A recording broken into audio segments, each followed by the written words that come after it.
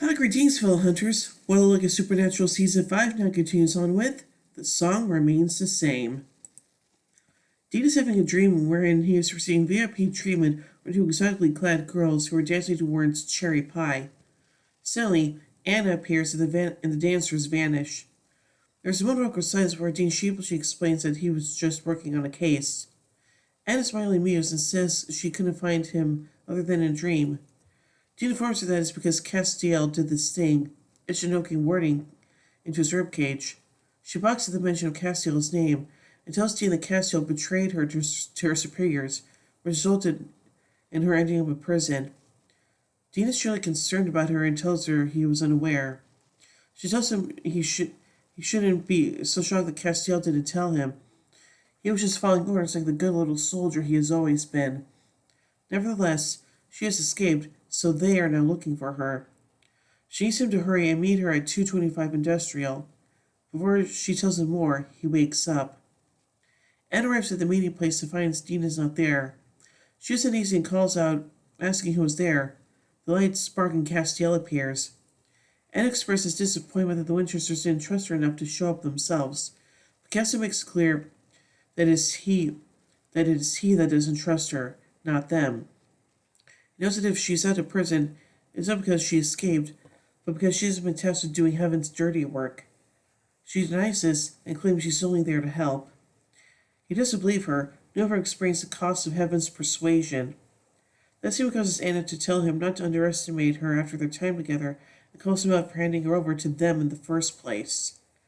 Castiel acknowledges that was a mistake, but knows there was something she's not telling him. He also knows she is armed with a knife and that would do her no good in a fight against the angels supposedly after her. She finally abandons her pretense of only wanting to help and declares that the only way to stop Lucifer is to shortcut his master plan by killing Sam Winchester, his true vessel. He also points that Lucifer would simply bring him back to life. She just plans to scatter Sam's cells across the universe to make that impossible. Castiel tells her they have to find another way because Sam is his friend. Lana pauses to acknowledge Castiel's change of sensibilities and allegiance. She tells us that they tend to stop Lucifer. This is the only way to do it. She points out that reliance on the cult and the search for God are clearly not working. Castiel informs her that even though he's been through much with Anna, he will kill her if she comes near Sam. She flutters away and collapses on the hood of a Trans Am with a Firebird decal. Castiel goes to the Winchesters in the motel room and informs them of Anna's true intention. They can't believe Anna's gone old Glenn close on them, and Sam wonders if she's correct, and will killing him is the only way to stop Lucifer. Castiel assures them it isn't the only way, but knows Anna won't give up until Sam is dead. He therefore states they'll have to kill her first, and prepares a tracking spell to find her. He finds that since she knows he won't let her near Sam, she's trying to travel back to 1978 to kill John and Mary Winchester before Sam could be conceived. Upon hearing this, Sam and Dean immediately demand Castiel transport them back to stop her. Castiel reminds them that time travel is very difficult, even the powers of heaven at his disposal. He's currently cut off from that resource. Transporting all three of them will weaken him considerably. They insist that if there is a chance to save their parents and set everything right, they have to try. They pack their weapons and go. When the three of them arrive back in 1978 Lawrence, Kansas, Castiel has not traveled well and is barely conscious of coughing up blood. The boys tuck him into a hotel room and hope that Anne is suffering similarly. They find their prize address in the phone book and Mary answers the door, not happy to see Dean again. She tells them she's not involved in hunting anymore and that John knows nothing about that part of her life. Charlie comes to the door, interrupting her effort to get them to leave. Dean greets them, claiming they're Mary's cousins, and suspiciously ironically stares at his beautiful young parents.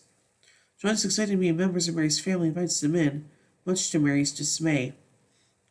They sit down for an uncomfortable conversation which Sam and Dean claim to be plumbers and or scrap metal dealers, and Mary continually hints for them to leave.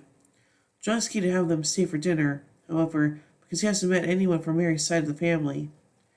When John leaves the room to answer the phone, Mary tells him to go away and leave her alone, reminding Dean that last time he showed up, a demon killed her mom and dad.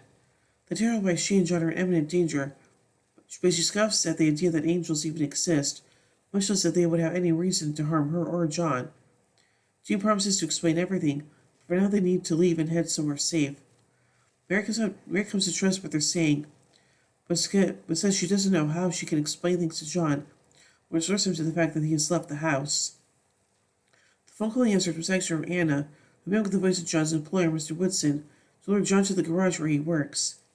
He left a note by the phone saying he'd return in 15 minutes. After arriving at the garage and finding his boss dead, John is attacked by Anna. The brothers arrive. The Burst and Mary arrive, and Anna and Mary clash. But Sam is eventually able to drive Anna away from the building by drawing a banishing sigil. On the way to a fortified Campbell family shelter, Mary, Sam, and Dean deal with John's angry reaction to learning about the family business the hard way. When they arrive, John demands to be treated as an able buddy and gets Dean to tell them how to prepare a sigil.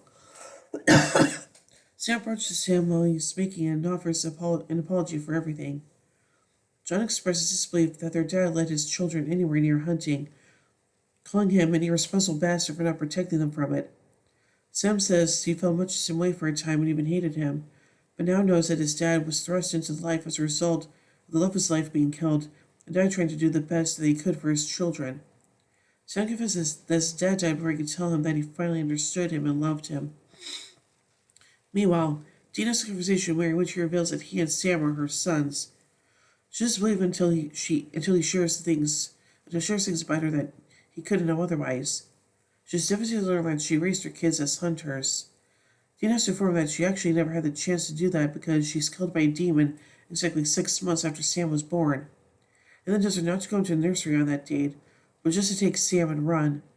Sam enters the conversation, declaring that won't be good enough because the demon will find her wherever in the world she goes. He says the only way to survive is to leave John in order to prevent her sons from being born. Mary too reveals that she can't leave John because she is already pregnant. Just then, John Stanley enters and informs him that the sigil he drew is now a mere smudge. They soon realize that all the holy oil they had has also disappeared. The time since Anna was zapped from the garage, she summoned Uriel, acting as his superior, and planted the false story that the people now inside the Campbell shelter will kill him in the future, unless he helps her kill them now. Seeing that he's always happy to do some smiting, Uriel agrees. Suddenly the house trembles, and all of the windows shatter from deafening angel sounds, and Anna and Uriel enter the house to fight the Winchesters. Anna manages to kill Sam by impaling him with a piece of pipe. Just as Anna is about to kill Mary, the Archangel Michael, having possessed John's body, enters the room and smites her.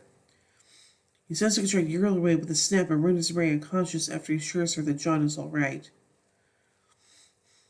Michael turns to Dean, stating that they need to have a long overdue talk. Dean realizes who he is and demands that he fix Sam. Michael says he will, but they need to talk. Dean wants to know what to do with John. Michael tells him that when offered the opportunity to save his wife, John said yes. Dean was under the impression that he was Michael's one and only vessel, but Mark reveals that though Dean is his true vessel, he's not the only one. His family's bloodline stretches all the way back to Cain and Abel, and his and Sam's destinies as the true vessels of Michael and Lucifer have been set since ancient times. Dean finally tells him that he should take his beef with his brother to another plan and leave this one alone. Michael protests that Dean has them all wrong. He doesn't want to kill Lucifer any more than Dean will want to kill Sam. Nevertheless, the showdown is what God has commanded, and he was resolved to carry it out because he is a good son. Dean puts it to him that in his experience, blindly following your father's orders is a dead-end street. He also declares that it's his belief that he has the right to choose what he does with his own unimportant life. Michael says that belief is false. Free will is an illusion. It is actually a plan that is playing out perfectly, which is how he knows Dean will eventually say yes. Michael promises to transport Sam back to the prince in time unharmed, and to wipe John and Mary's memories of the whole ordeal. Dean protests, realizing that Mary will still walk in Sam's nursery on the fated night. Michael confirms that this is true, and tells Dean he'll see him soon. He sends Dean back to the present. Sam and Dean are back in the motel room when a battered Castile touches back down and is finally helped by them and collapses on the bed. Dean pours 2 drinks for himself and Sam, and finally proposes a toast to Team Free Will. One ex-blood junkie, one dropout with 6 bucks to his name, and Mr. Comatose. They sip their drinks and discuss how annoying it is to repeatedly be told that they will both say yes. Back in 1978, Evelyn pregnant Mary says an angel figurine above the soon-to-be-born Dean's crib.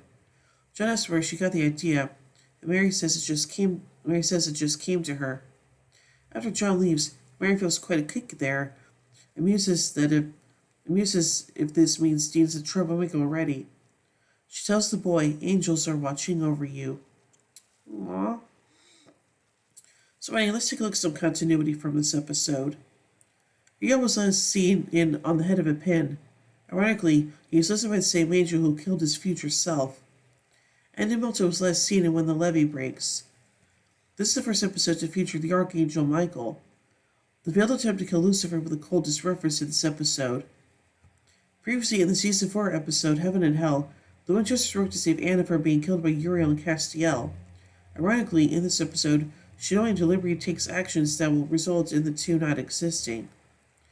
Michael states the odds that John and Mary would fall in love and have Dean and Sam are more based on faith and chance. The following episode revealed that the union of Mary and John was so important that a Cupid intervened to make sure the boys were born. We will not see what the world would look like with Sam and Dean not existing until the Season 12 finale, All Along the Watchtower, although John died long before in the alternate universe. And now finally, let's take a look at some trivia from this episode. We're seeing the song, album, and movie The Song Remains the Same by Led Zeppelin. Although she's the antagonist of this episode, Anna isn't technically the bad guy. Despicable though her methods were, everything she did in a desperate attempt to derail the apocalypse. The City's official summary has a slight error. Director Matt Cohen is cited with his full name. Dean gives himself, Sam Castiel, the name Team Free Will. This is Michael's belief that free will is an illusion. Dean meets Michael for the first time. Mary did not believe in angels in this episode until seeing Anna. She loses memory after Michael erases her memory. She regained this knowledge to keep calm and carry on. This is the first episode, excluding the intro to pilot, to feature Sam, Dean, John, and Mary all together. All previously appeared, albeit separately, in Home and In the Beginning, and would be the last until Lebanon over 9 years later, with the latter being the only one to include Samantha Smith and Jeffrey Dean Morgan in their respective roles. Although the episode takes place in 1978, the car Anna collapses on is a 1981 Pontiac Trans Am. So I think this episode is kind of interesting, and yeah, it is nice to see the young John and Mary one final time, so yeah. So overall I give The Song Remains the Same 4 Impalas out of 5. Well, anyway, tune in a bit as we till next episode, My Bloody Valentine. So, until then, carry on, my wayward sons and daughters.